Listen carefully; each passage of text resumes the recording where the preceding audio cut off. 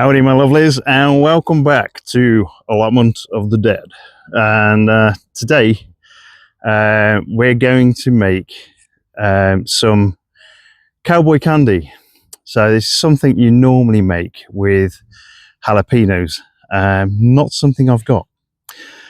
But I do have quite a few different Annuum varieties of chili which we can use instead. One of which is the Vampire Chillies. So those Vampire Chillies have done really well. They're growing absolutely fantastic. They're not quite as wide board as you kind of find with a jalapeno, but they will hopefully fit the purpose for what we wanted to do with cowboy candy. Now, if you have a look on YouTube, have a look around, you'll find loads of different recipes for cowboy candy. I'm going to follow the chili chump one, which he also got from somewhere else. So we'll make that. But the difference is I've not grown any jalapenos this year. I don't know how I've managed that. I've grown every other chili in the world probably except jalapenos. So what I'm going to do is use maybe a mixture of Sugar Rush, and although Sugar Rush isn't an Annuum, maybe I need to use something different. I'm going to use the Vampire Chillies. So the Vampire Chillies are an Annuum variety. They do grow a little bit like a jalapeno, and they also have got that added kind of crispness and bite that you want really from the chili that you use for this cowboy candy. So it's going to be, in effect, coming up almost to that kind of spooky Halloween period. It's going to be a creepy, spooky, Halloweeny cowboy candy. So Vampire cowboy candy coming up. This is going to be from start to finish. So it's going to include harvesting the chilies all the way through to making the cowboy candy at home. So we'll do that. Right, I'll set you up on the tripod. I'll harvest the Vampire Chillies, and then we'll go from there. Right.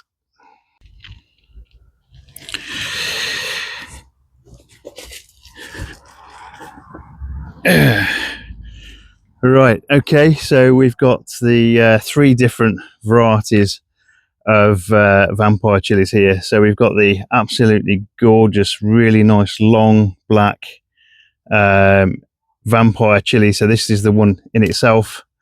So this one here is your Vampire Chilli. We've got kind of a squatter version. I'm going to try and put them in separate bags so that we can compare them a little bit later on. So this one here, which has gone bright red, is the Count Dracula. Absolutely gorgeous chili, and again it's got that nice almost jalapeno look about it. And then the third one is a little bit more, I think, going back to my university days. It's a bit more gracile, a bit more thin, and that's this Nosferato kind of pepper.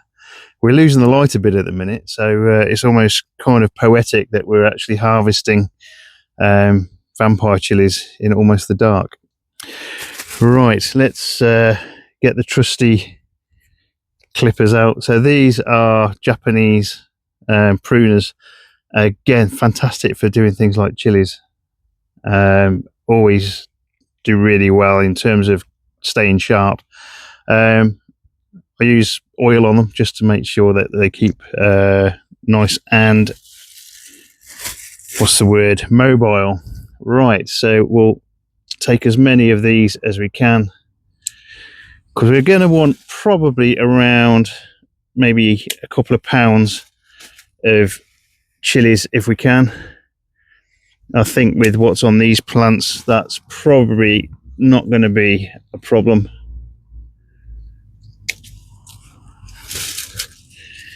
Okay, some of these are quite a good size as well.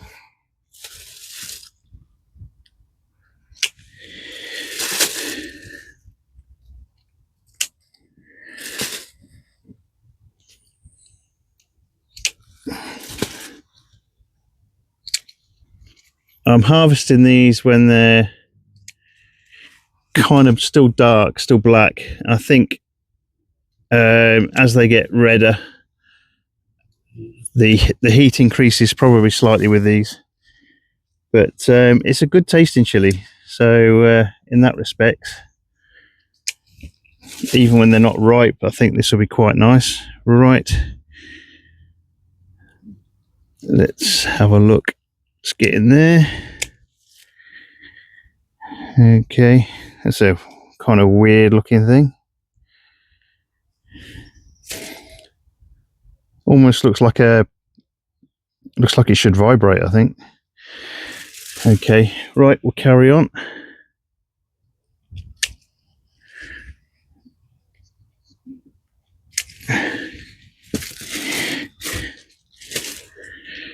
Okay.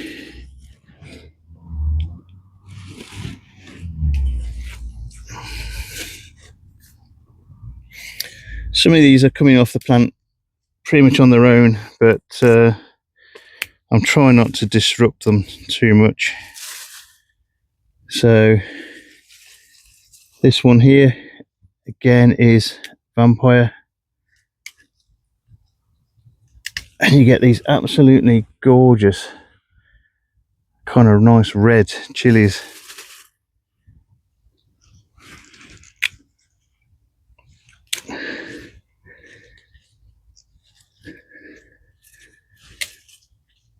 And you're getting some weird shapes with these as well. Weird looking thing. Right.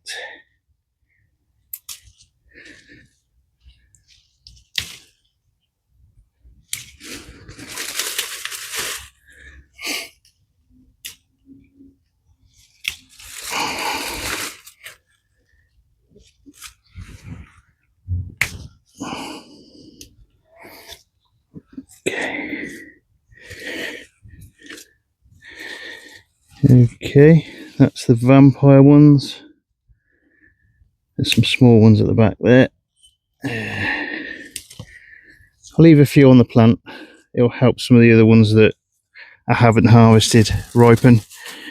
Right, we'll go for Count Dracula. Again, some absolutely gorgeous looking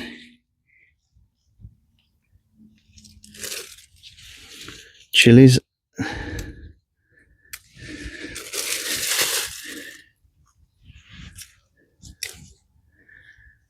These are almost more jalapeno like in the kind of shape of them. Almost grow like a hot wax kind of shape.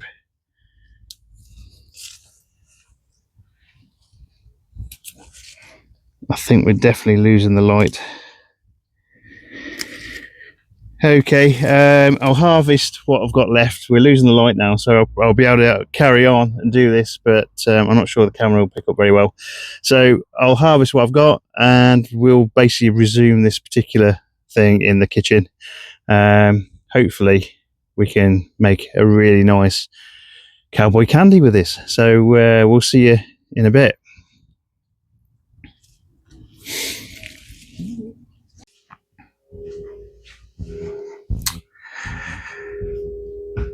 Okay, you join me now in the kitchen. So we've harvested the Vampire Chillies, and we've got 3 absolutely gorgeous bags full of these Vampire Chillies.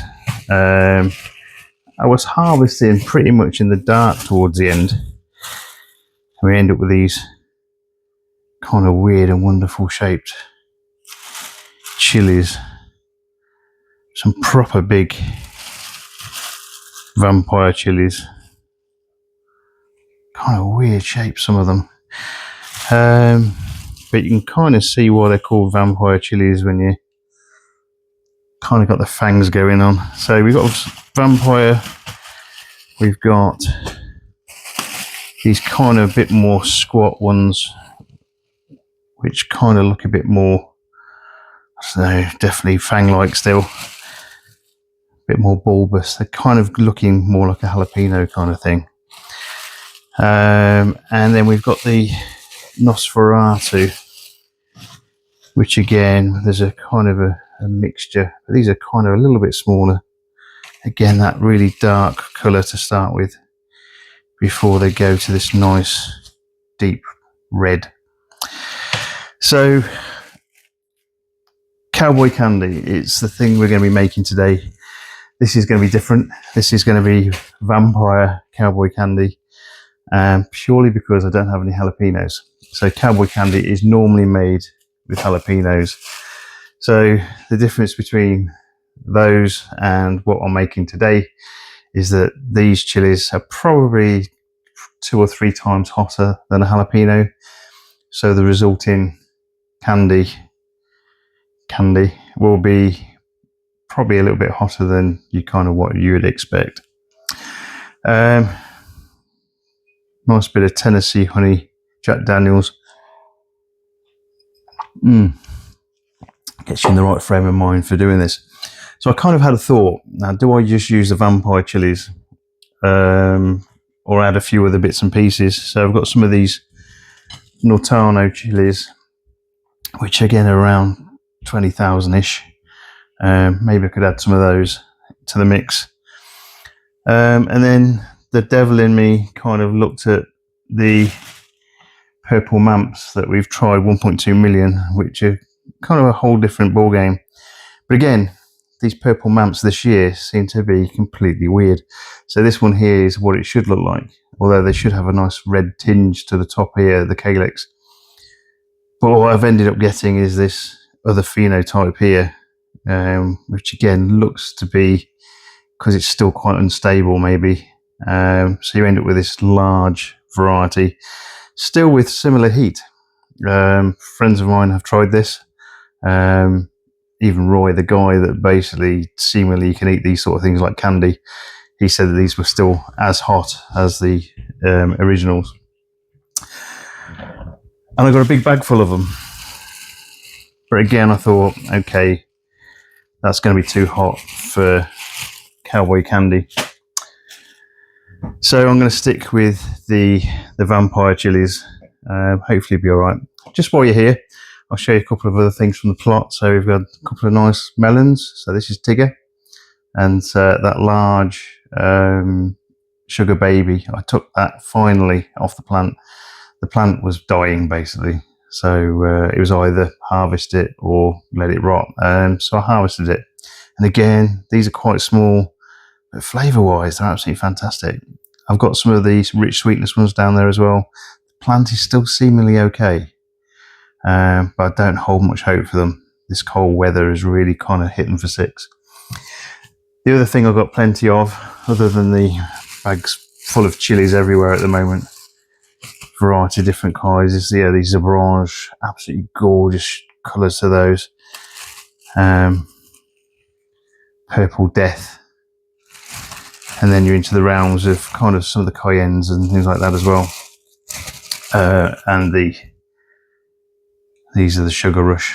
So absolutely gorgeous chilies. Oh look, there's a nice big Orion there. So loads of chilies. I've got chilies everywhere at the moment, and I'm finding new things to do. So this Cowboy candy is one of the ideal things to do. The other thing I need to show you, I think, again, I've got a load more of these Sikkim cucumbers, and I'm going to be making some more of the Kulpi achar, which is this. So it doesn't look particularly appetizing. It's still fermenting at the moment. It's a fermented cucumber, and you burp this quite often because as the fermenting, it is releasing bubbles. But again, it's supposed to be quite tasty. The smell coming off is a little bit sulfurous, so it just shows that it is kind of fermenting in a kind of different way because it's got some of these aromatic kind of herbs and spices in there, like turmeric and cumin, that sort of thing. So we'll make another lot of those. I will try this at some point. Hopefully it should be nice. Doesn't look particularly nice, I know, but hopefully it should be nice. Right, let's get on and make the Cowboy candy. So what we need for that is the the chilies. So the actual recipe calls for about 3 pounds of chilies. I haven't got 3 pounds of chilies. There's about a pound. Oh, excuse me.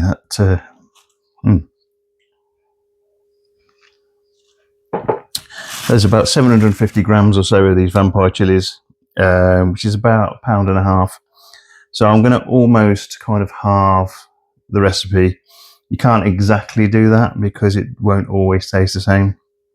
But that's kind of what we're going to do. And I have substituted some things for others because I haven't got them. So the recipe calls for cider vinegar. So there's about cup and a half or so of cider vinegar. There is about 1.5 to 2 teaspoons of garlic granules. We've got half a teaspoon of turmeric, half a teaspoon of fennel seeds. The recipe calls for celery seeds, and again, I don't have those. There's a couple of things you can use instead of celery seeds. You can either use fennel or you can use caraway. Caraway, I think, for me, is a lot stronger than fennel, so I'm going to use fennel. The other thing it calls for is cayenne pepper. So cayenne pepper, this is one that I made myself. So this is red flame cayenne chili peppers. Absolutely gorgeous chili powder that's made, and this is from chilies that was about 2 years old, dried, and they're absolutely fantastic. So we'll put a teaspoon of that in as well. And then the sugar content is massive in this particular recipe. So the actual main recipe for double the amount called for 6 cups of sugar. So we're going to put in 3 cups, which is about 600 grams of sugar. Okay, so what we'll do to start with then is we've got this nice muslin pan over here. Let me just switch you around.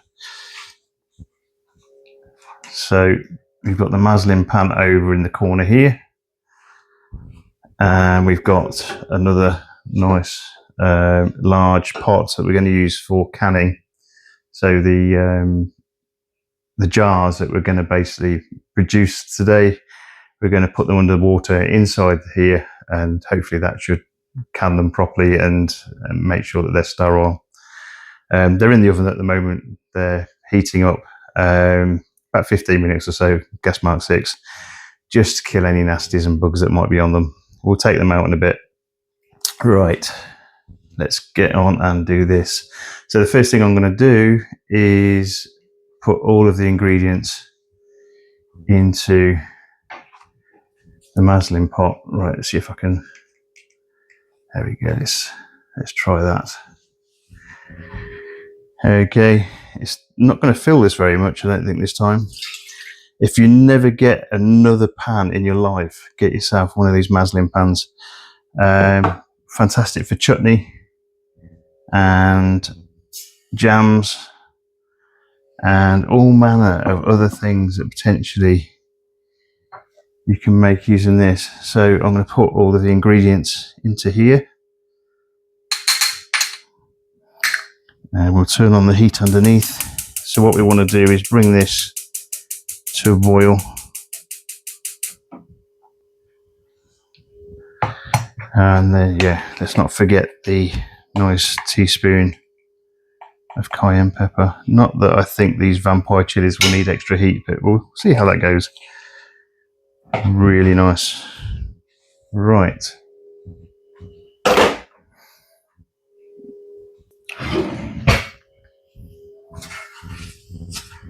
That should melt quite nicely in there now.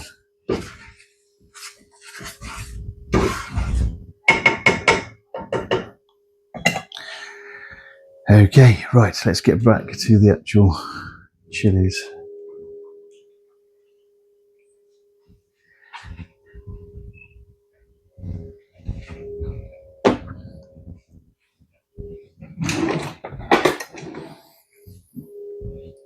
Okay, so what we want to be doing here is turning these chilies into nice rings.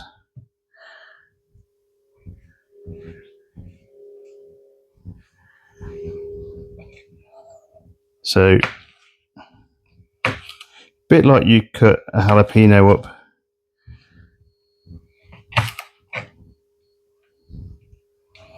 Don't worry too much about the seeds, they're fine. There's quite a few seeds in here. Right, let me just get another bowl just to put the odds and sods. Okay, this is going to look quite funky in that we're going to have a mixture of different colours in this particular thing.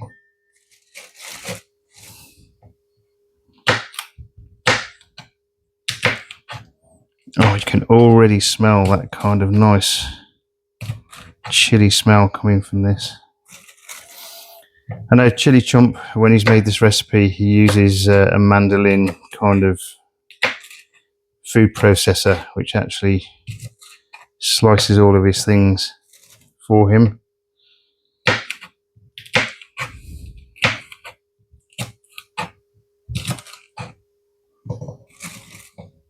Okay, I have given these a wash, by the way, but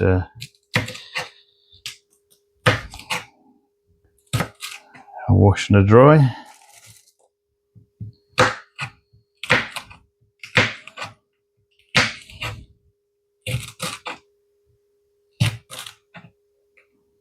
Okay, well, it's just so we don't get overwhelmed, just as we go.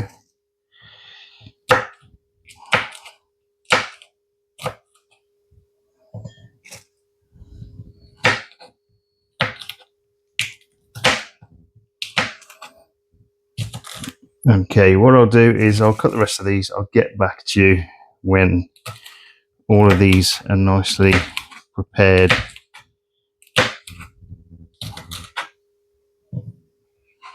Okay.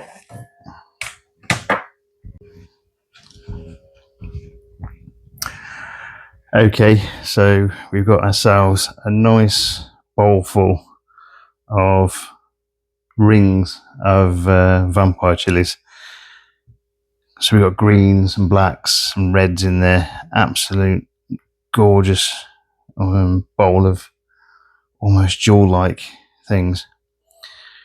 Okay, so and whilst we've been cutting these, the sugar solution has been brought to the boil. So we'll move over there now.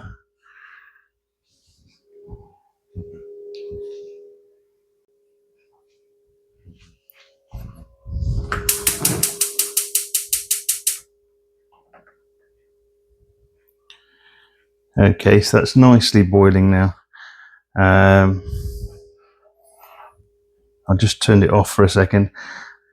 Okay, and so then what we need to do is put the chili rings into the sugar solution. Be careful when you're doing this.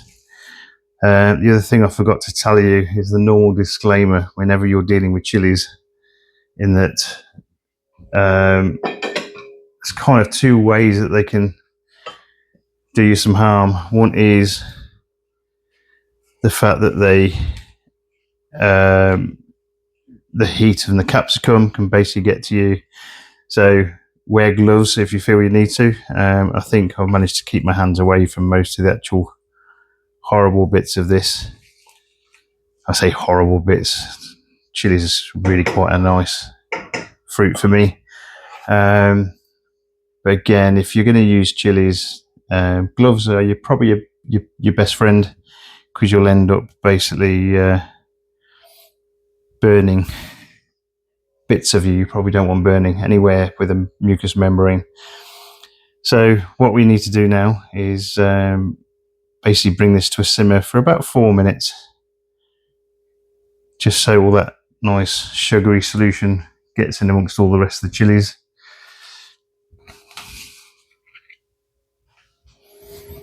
Okay, it needs to simmer.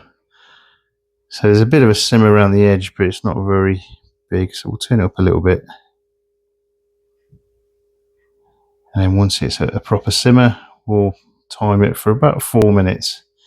Doesn't need much more than 4 minutes. And then we'll get ready with a nice slotted spoon to transfer the chilies into the jars that we've got.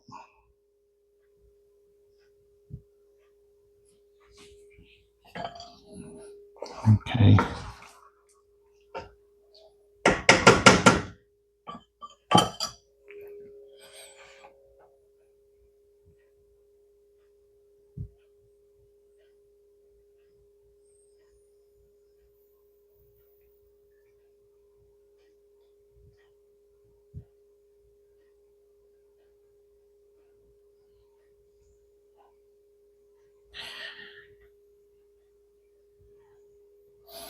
Okay, the other thing you need to worry about with capsicum and chilies is the hotter the chili, the more chance you've got of making aromatic capsicum in the air, which behaves a bit like mace.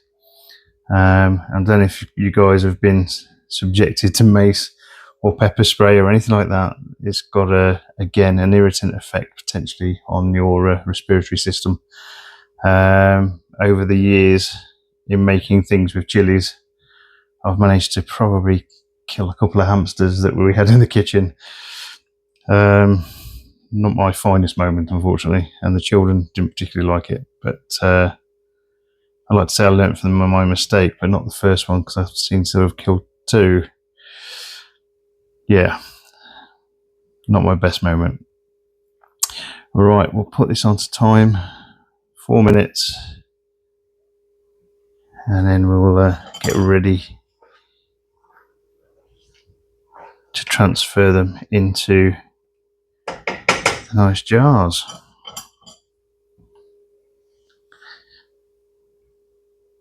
So there's loads of things you can do with chilies. I've made chili jam, tomato and chili chutneys.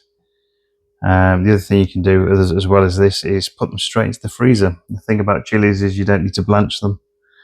They will literally keep their form when you throw them in the freezer. When you defrost them, they do go a bit soggy, but if you slice them when they're still frozen, before you put them into the food and things like that, then they're absolutely fantastic. And again, they keep that heat. If you can imagine having an ice cube, putting it in your mouth, letting it defrost, and then all of a sudden getting that sudden massive burn, you still get that capsicum effect, even though it's a little bit dulled when you freeze it.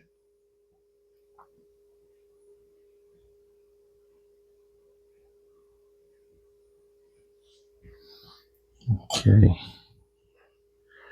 I'm just gonna stir it occasionally.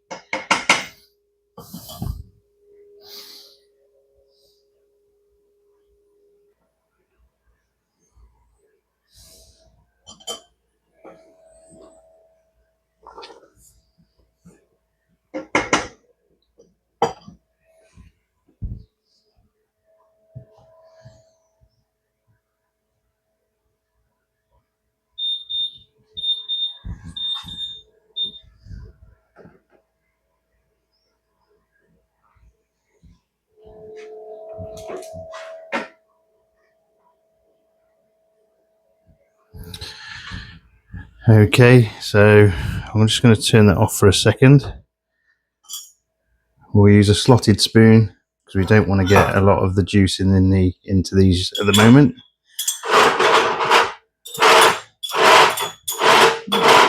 I'm going to start by filling these smaller jars first.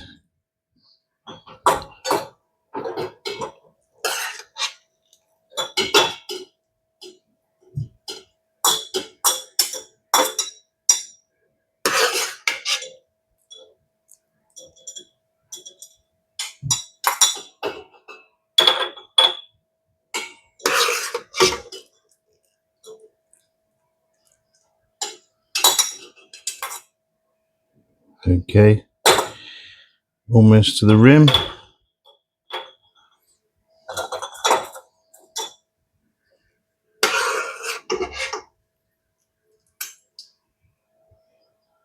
Okay, let's do one of the big ones.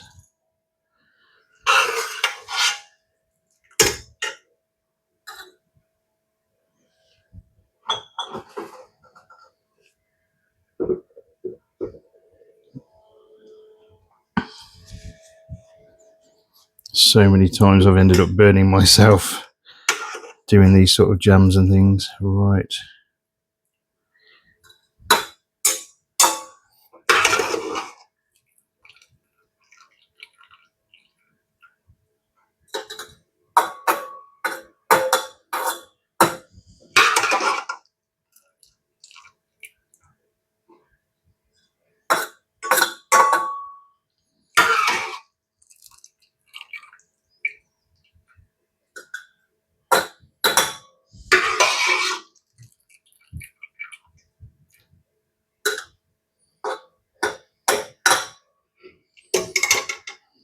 Okay.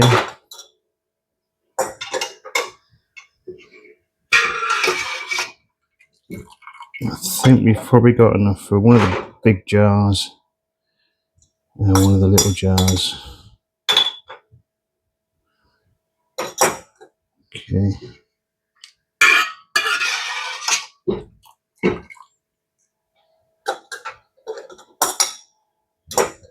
Okay.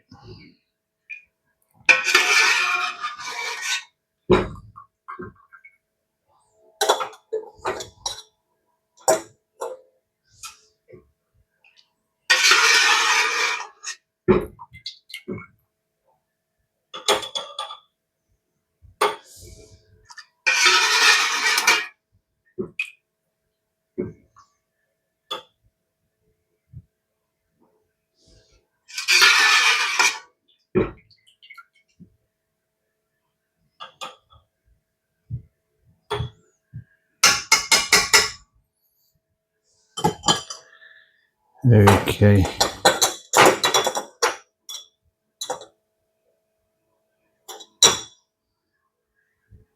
Okay, right.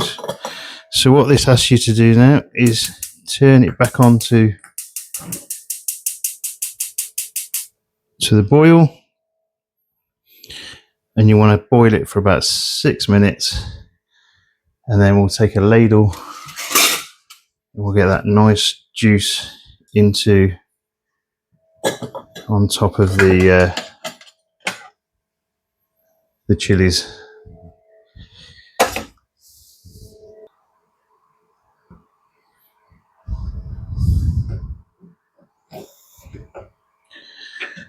Okay, so that's been 6 minutes on a rolling boil, and then what we need to do is transfer some of this lovely liquid over into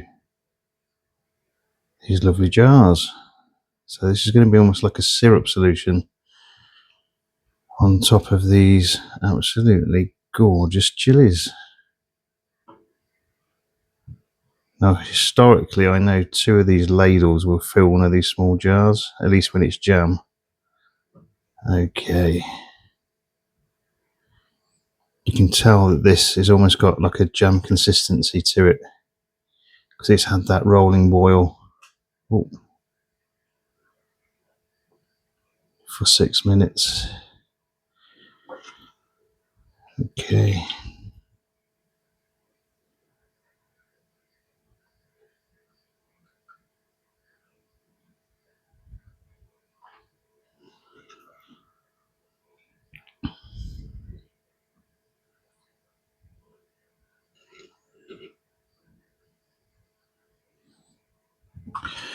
What this recipe actually says as well is that if you've got any left, and I've got a little bit left, it says not to throw it away. It says to keep it because it's really good put onto things like meat on barbecues or under the grill. So what we'll do is we'll save this in a jar. This is just almost like a syrup, I think. And we'll try this on some meat and see what it's like. Right, let me see if I can do that without spilling it everywhere. There we go.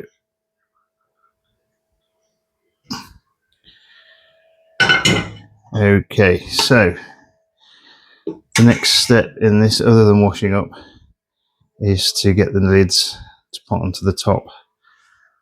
Okay.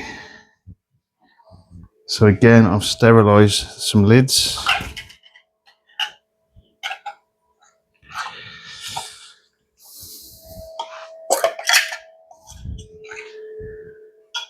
And we'll stick those on top. Now I know I've spilt some down the edge of this, so I'm going to give it a bit of a wipe before I put it into the canning hot water at the back there. Right, and we'll get a lid just for the leftovers. There we go. Right. And then we'll stick one of our... So it's not tight all the way at the moment.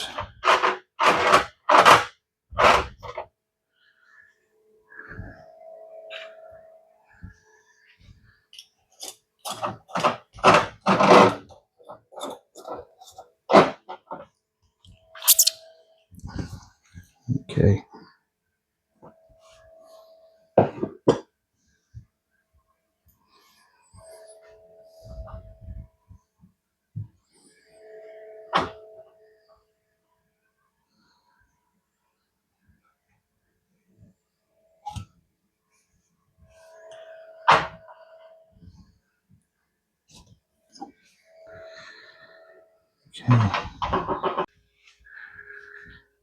Okay, so that's what they look like before going into the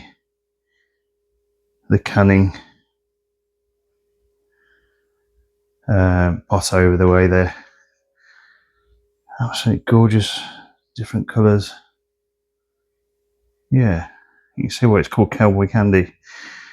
Right, we'll wait for the water to boil and then we'll put them in. Okay, it's merrily boiling away now in the canning water there. We'll give it about 15 minutes and then we'll take it out, and then we'll leave it hopefully for 24 hours or so, just so it stabilizes, and then hopefully it'll all be nicely sealed and horrible bugs and nasties won't get in. But yeah, we'll see how that goes.